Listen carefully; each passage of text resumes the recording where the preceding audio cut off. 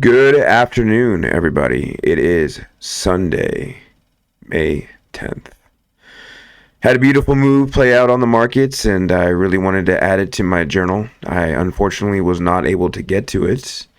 Um, I guess my excuse was that I was at work all day and I was very tired. And I took a nap, woke up, and by the time I had woken up, I had missed the move. And so it passed me by, but I still wanted to talk about it. I still wanted to record it, and I still wanted to journal it. And so that's what we're going to do, is just do a quick research into this move that occurred today in the NASDAQ markets. So right now I'm looking at the 1 minute time frame.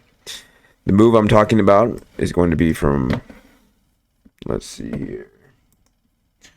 Let me find my price range here. The entry model would have been right here.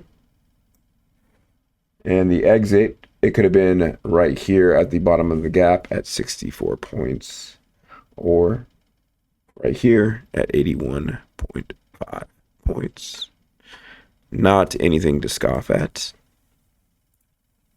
So let's see what happened. So today we opened up on the NASDAQ market with a big gap. So I'll pull up the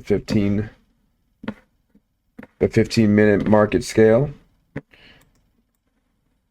And as you can see, we close on Friday right here. This is the 15-minute time frame. We shot up, closed down, and that's where we left the market on Friday. Now, if you watched my first YouTube video, I said that I think we're going to go lower, then go higher. Now, I did mention this pool of liquidity right here being a good target, but honestly, if I'm being just completely honest, I would really like us to see us drop down further here. Nonetheless, that is not what we're here to talk about today. So today we open up with a gap, and our gap opens up right here. We're about 40 points below where we left off on Friday. So I'll go ahead and mark that out real quick for us, because we're going to need that. There's our gap. I'll make it red. Bam. Beautiful. We'll drop down to the 5-minute time frame. So as you can see, we open up, we shoot up real quick, and we come down. We take out this sell side liquidity right here. Now, when we take out this sell side liquidity, we come back up, and then we drop back down, and we take out the real liquidity, which is right here. After taking out that liquidity, we come up, and as you can see, actually right here, we create the entry model. But we come up, and then we take out the buy side liquidity here. Beautiful move. So I just wanted to study this, figure out exactly where the entry would be for me, what that would look like, what tipped us off. And so I'm looking at the 5-minute chart right now. And I'm going to go ahead and bring it down, because it really wasn't that much time before it occurred on the charts. It happened, what, at 6:37. That's Eastern time. So within 37 minutes, our move had already presented itself. So I'm on the 1-minute chart. And as you can see, we pop up, we shoot down. We shoot down, we take the liquidity right there. Looks like a move. Ooh, I should long there. It's kind of a fake out. Even comes up and it creates a little fair value gap, but that's not the liquidity that it's going for. I mean, what seems more obvious? These perfectly equal level lows, or just this guy? This, to me, seems like the obvious option. So we come up, we come through this little fair value gap right here on the 1-minute chart. Bam. We even break through it just barely. Now I'm sure if you went over to another time frame, it would look different. See, on the 2 minute, it doesn't even show as a fair value gap. The fair value gap would technically be the whole gap. Let's go back to the 1 minute. It comes up, and then it tests it. And then it drops down. It drops down suddenly. This is a 1 minute candle. And it takes out sell side liquidity. Instantly after taking out sell side liquidity, we pop up and we start getting green candles. And it looks like a retracement. And now this is where the ticker starts kind of ticking in my brain. Or this is the moment where you can kind of say that there is a move presenting itself. So the first thing that we see is a CISD right here. The market break structure with that wick. And once that happens, we know that market structure has shifted. Next thing we would do from there, now the best thing to do, so we have this small 1 minute fair value gap right here. And that's pretty small. See, looking at that, I might not have been that convinced. I might have been a little bit wary. You know, it's just too small. You go to the 2 minute, there is no fair value gap. You move to the 3 minute, there is no fair value gap. And then this is where it becomes painfully obvious that this right here is a move about to set up. Right there, we have our 5 minute fair value gap. And this 5 minute fair value gap stems from here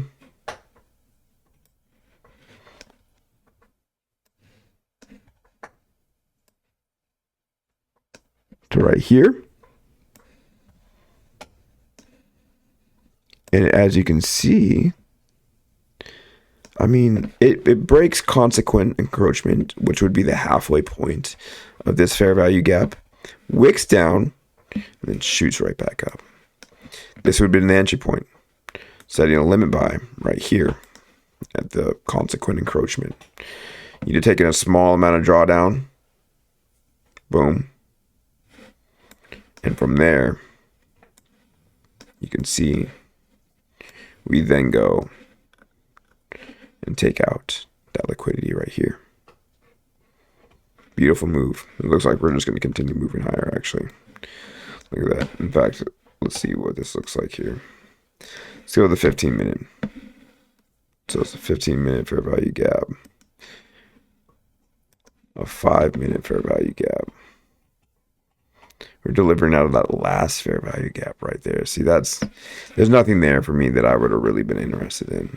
Nothing that seems all that enticing to me that I really would have been part of. I just don't see maybe the 1 hour, but we haven't even been in the charge for an hour or so, or 2 hours, so there's really nothing there. 30 minute. Nope, nothing. I mean, I guess you could use it as a continuation because there is. So we leave this liquidity here.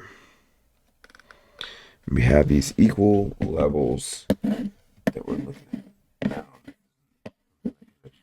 I personally would have taken not because I just didn't see it really, and I don't see really anything that's that equal here.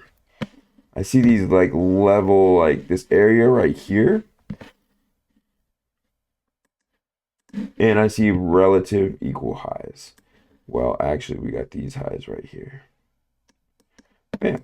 Actually, sorry, I'm just hopping onto these markets and I'm kind of just making this video right now, but we left these equal highs here. So my guess is that we're going to go up and we're going to take those out, actually. And this would have been the tests. I mean, we touched the bottom of that new week opening gap right there.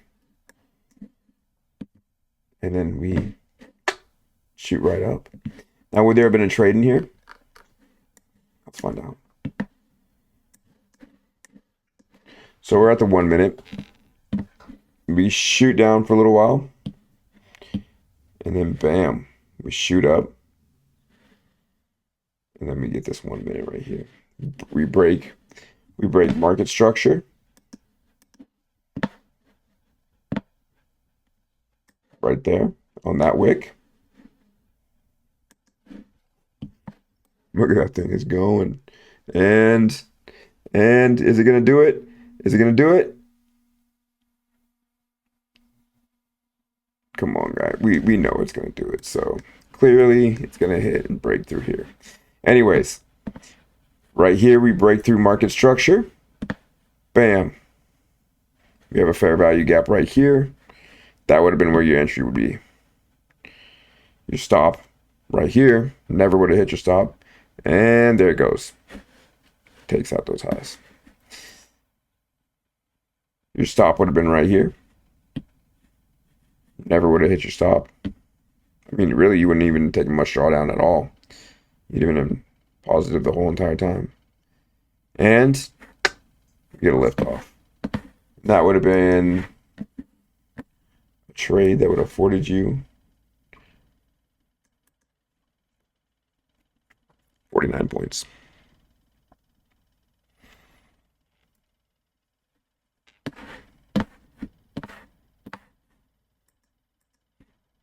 Man, beautiful, beautiful markets that we're in. I mean, could you ask for anything else, really? Just amazing. I really wish I traded those. I really wish I would have traded that. Now we're probably going to go for this high right here. And then we're going to hit all-time highs tonight. With that being said, I mean, we have really no draws on liquidity that I can enter. So there's nothing I can trade right now. We have to hit these highs. And once we hit these highs, I mean, who knows what it's going to do? It's probably going to go higher, I would imagine. And, you know, hit new highs. From there, draws on liquidity. I mean, we got really nothing. There's no draws on liquidity on the downside. So there's nothing I would really be targeting. No data wicks. I mean, this is a low that took out another low. I just feel like that's not going to be the best draw on liquidity. And really, like during this market, I'm not really looking to short anything. So, well, dang. Imagine if you would have held from here to here. 107 points. I think it's going to be a good week. Part of me feels a little bit of pain. I kind of wish I would have been on the markets. I was so tired, though, and just so exhausted that I didn't really want to trade. I just felt like it's not that I didn't want to trade. It was more that I felt that I would have made a bad decision, just being kind of tired and exhausted. But I really wish I would have taken those because those are some nice trades. I'd say those are A+ trades. Those are things you want to take on funded accounts right there. I mean, you couldn't ask for more. You got great draws on liquidity. You know, targets are right here. You have a good sell side liquidity. I mean, algorithmic equal lows. It just looks like it's just begging to be broken, which it does. You get the perfect setup, the perfect entry, and no drawdown. I mean, what a beautiful trade. So, anyways, yeah, it's unfortunate. And I wish I was a part of these markets right now, and I wish I would have gotten into at least one of these trades. And yeah, I would have been. I mean, these are easy trades. You can just see it now. Like, I guess looking back, it's always easier to see it. But man, I kind of let that one slip. But at the same time, you know, the market presents opportunities every day. Every day there's opportunities in the market to capitalize on. And the market wants to entice you to be in the markets, to play the game, to always, you know, feel like you're missing out. And this is the psychological game of trading, to make you feel like you're always going to miss out, like you're never going to get another opportunity like this again. But it's just not true. The market moves every single day, day in and day out, and there's always trades to be had. So it's fine. It's a good sign. I think it's going to be a good week. Had a beautiful move, and I think there's going to be a lot of opportunities to make some more moves. So that's it for my trade journal today. Happy trading, and I will be keeping you all updated. See you guys later.